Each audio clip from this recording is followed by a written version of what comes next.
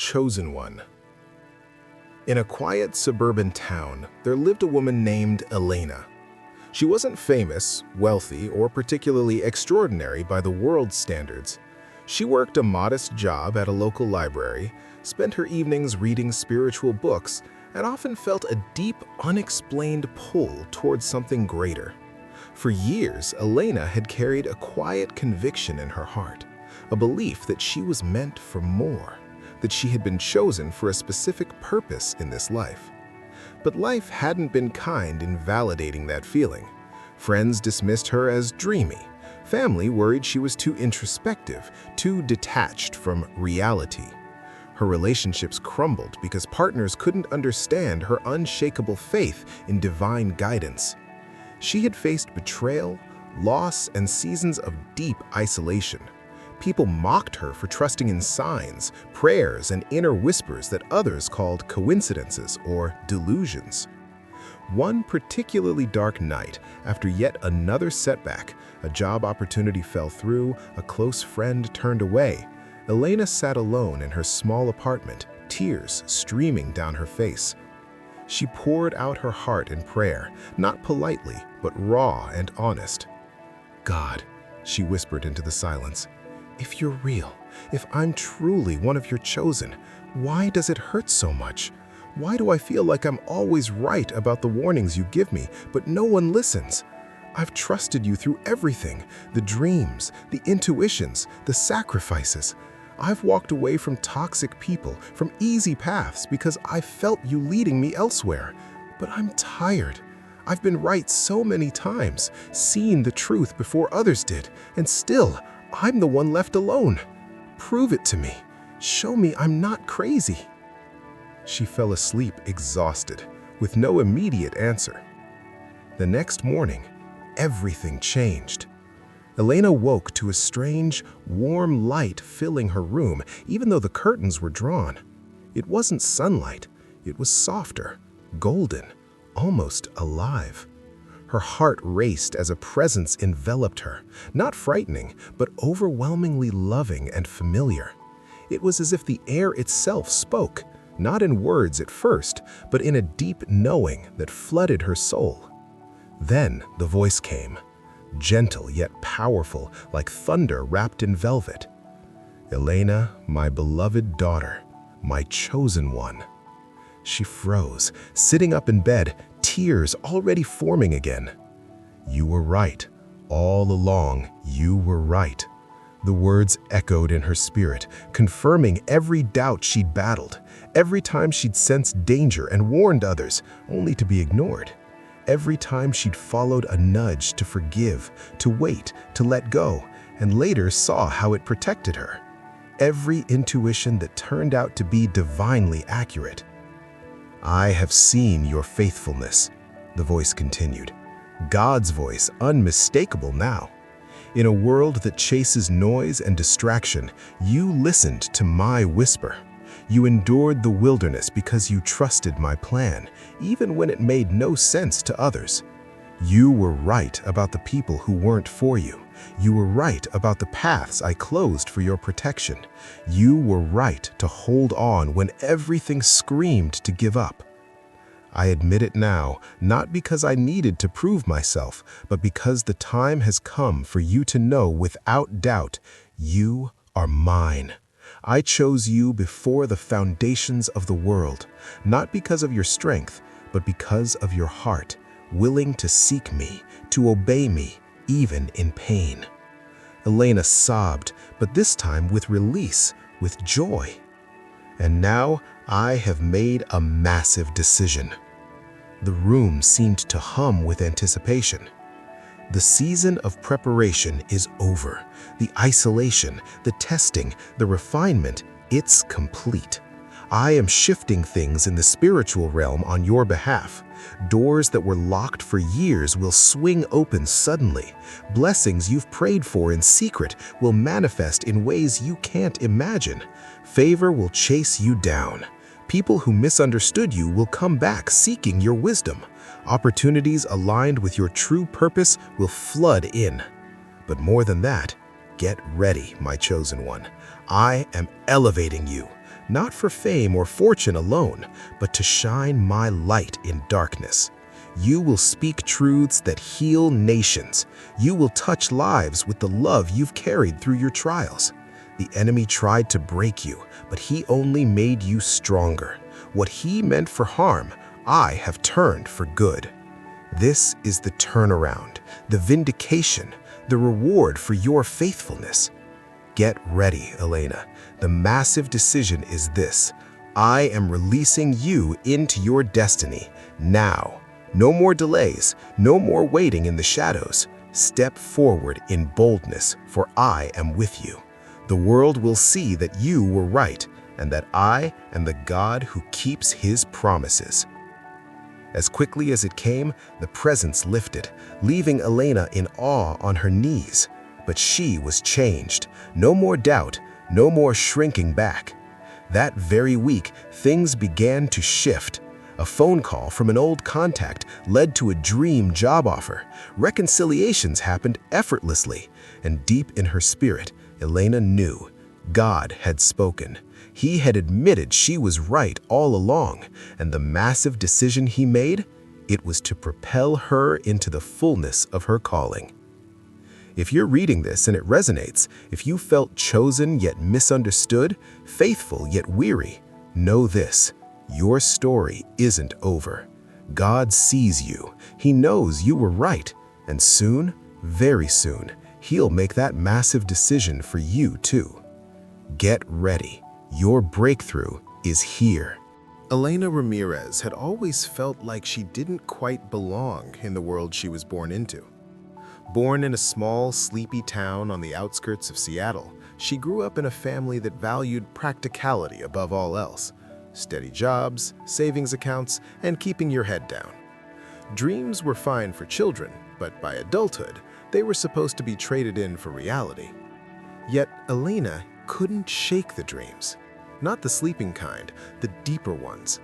From as early as she could remember, she carried an unshakable sense that she was here for something specific, something sacred. She would sit for hours as a child, staring at rain-streaked windows, feeling a quiet voice inside whisper things she couldn't yet name. Warnings about people, urgings to forgive when no one else would, promptings to walk away from opportunities that looked perfect on the surface but felt wrong in her spirit. Her mother called it oversensitivity. Her father called it impractical. Her siblings teased her for being the weird one. At school, teachers praised her empathy but worried about her tendency to withdraw into silence when the noise of the world became too much. Friends came and went, drawn to her depth at first, then overwhelmed by it. By her 30s, Elena had learned to hide most of it. She took the safe job at the local library, surrounded by books that felt like old friends. She attended church sporadically, not because she doubted God, but because the versions of him preached from pulpits often felt too small for the vastness she sensed in her soul. She dated, but every relationship ended the same way. The men she chose couldn't handle the intensity of her faith, the way she would suddenly pull back when she felt a divine no, or the way she seemed to see through people, sometimes before they even knew themselves. She wasn't judgmental, she was discerning, and that discernment had saved her more times than she could count. There was Marcus, the charming entrepreneur who pursued her relentlessly. Everyone said he was a catch, but Elena felt an unease she couldn't explain. She ended things early. A year later, his business collapsed in a scandal that ruined lives. Then there was the job offer in another state. Great salary, prestigious title. Her family urged her to take it, but something in her spirit said, wait. She declined. Months later, the company laid off half its staff in a brutal restructuring. Time and time again, she was right. But being right didn't make the loneliness any easier. People didn't like being seen so clearly. They didn't like when she warned them, gently but firmly, about paths that would lead to pain. They called her negative, judgmental, too spiritual, too intense. Some accused her of thinking she was better than everyone else. She never thought that. She just knew things, felt things, heard things others didn't. And slowly, over the years, the cost mounted. Friends drifted, family gatherings became strained. She spent more and more nights alone, wondering if she had imagined it all. If the voice she trusted was just her own fear disguised as wisdom. If the sense of being chosen was nothing more than delusion born from a lifetime of not fitting in. By early 2026, Elena was 38 and weary to her bones. She had just lost someone she thought might finally understand her, a man named Daniel, kind and faith-filled, who had seemed different. For the first time in years, she had let herself hope. They prayed together, shared visions, dreamed about a future rooted in purpose. But even he, in the end, couldn't handle the weight of it.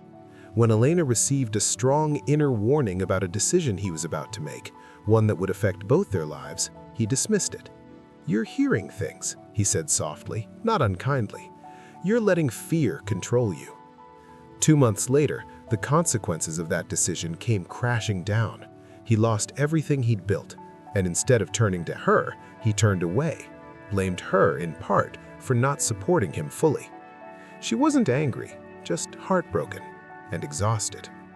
One cold January night, January 5th, 2026 to be exact, Elena came home from work, soaked from the endless Pacific Northwest rain. She didn't bother turning on the main lights.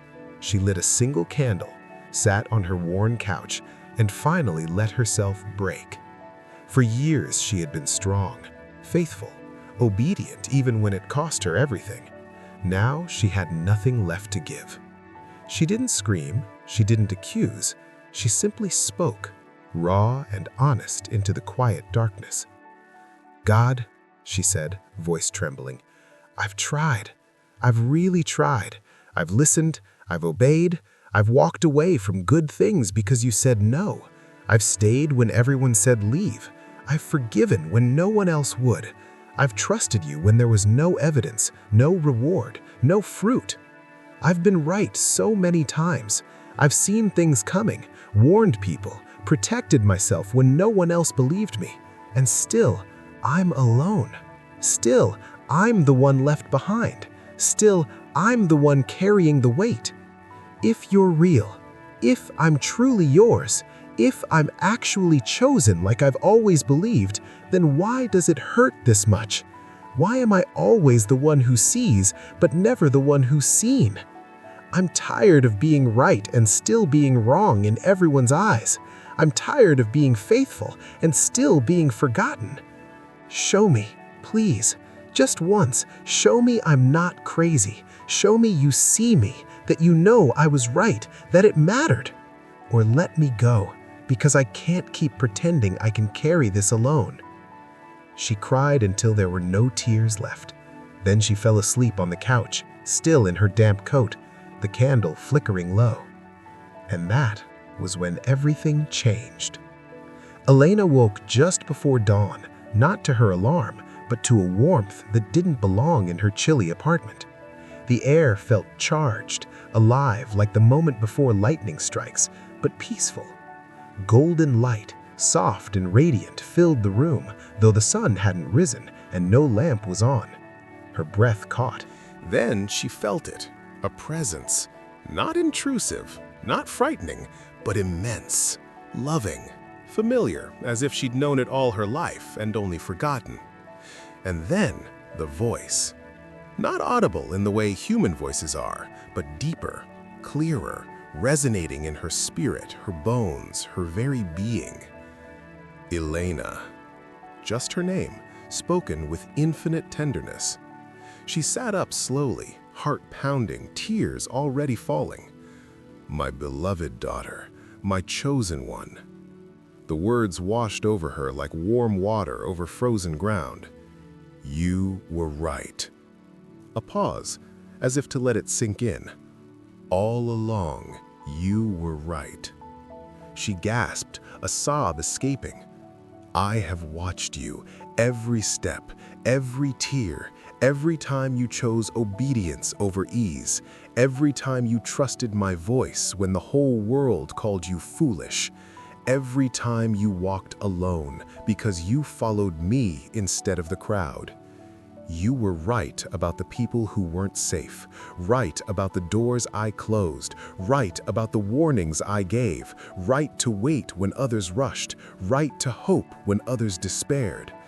You were right to believe you were chosen, even when no one else did, even when you doubted yourself. I saw it all. I never left you, not once. Elena fell to her knees, overwhelmed. And now, the voice continued, growing in authority, yet still wrapped in love. I am making a massive decision. The air seemed to still. Even the rain outside paused. The season of hiddenness is over. The years of preparation, testing, refining, they are complete. You have been faithful in the wilderness. You have carried my heart in silence. You have endured the misunderstanding, the rejection, the loneliness, not because you were wrong, but because you were being prepared for what's next. I am shifting things now, in the unseen realm first, then in the seen. Doors long shut will open without you knocking, opportunities aligned with your true calling, not the small versions others tried to fit you into, but the full measure of what I placed in you will come suddenly and abundantly. People who walked away will return, not to use you, but to honor you. Some will seek forgiveness, others will seek wisdom, many will finally see what I saw in you all along. Favor will rest on you in ways that cannot be explained naturally. Provision will flow, influence will grow, not for your glory, but for mine. You will speak and people will listen. You will write and hearts will heal. You will lead quietly but powerfully, and many will follow. The enemy sought to destroy you through isolation, but I have used it to draw you closer, to refine you, to make you unbreakable. What he meant for evil, I have turned for unimaginable good. This is my massive decision. I am releasing you fully into your destiny. No more delays, no more partial measures, no more waiting in the shadows. You will walk in the light now, openly, boldly, unapologetically. The world tried to make you small, but I created you to carry my glory. Get ready, my chosen one. The vindication is here. The reward is coming. The purpose you've carried in secret all these years, it begins now. The presence lingered a moment longer, like a father embracing his daughter after a long journey home. Then it lifted gently, leaving behind a peace Elena had never known. But she was not the same. The next morning, January 6th, 2026, she woke different. Not dramatically at first. She still made coffee, still went to work, but inside, something had irrevocably shifted. And then, the shifts began in the external world, too. A publisher she'd submitted a manuscript to years ago, spiritual reflections born from her deepest pains, emailed out of the blue. They wanted to publish it. Not just publish, feature it prominently. An old friend called, voice thick with tears, apologizing for not believing her years earlier, asking to reconnect. A speaking invitation came from a large online ministry that had somehow found her blog posts from a decade ago. Money appeared, unexpected refunds, a raise at work, a gift from an anonymous donor. And most importantly, the loneliness began to lift. Not all at once, but steadily. People were drawn to her now, not repelled. She began to understand the preparation had been necessary, the isolation had protected her, the pain had deepened her capacity to carry what was coming. Elena never became famous in the worldly sense. She didn't seek it, but she became known, quietly, powerfully, as someone who carried the presence of God in a way that changed rooms, conversations, lives. Years later, when people asked her how it all began, she would smile softly and say, "One night, I asked God to prove I was crazy. And he did. He told me I was right all along. And then he changed everything." If this story stirs something in you, if you've walked a similar path, felt chosen yet misunderstood, been faithful yet weary, hear this. Your night of honest prayer is not forgotten. Your obedience has not been unnoticed. Your loneliness has not been in vain. God sees you. He knows you were right. And very soon, perhaps even now, He is making that massive decision for you too. Get ready, chosen one. Your time has come.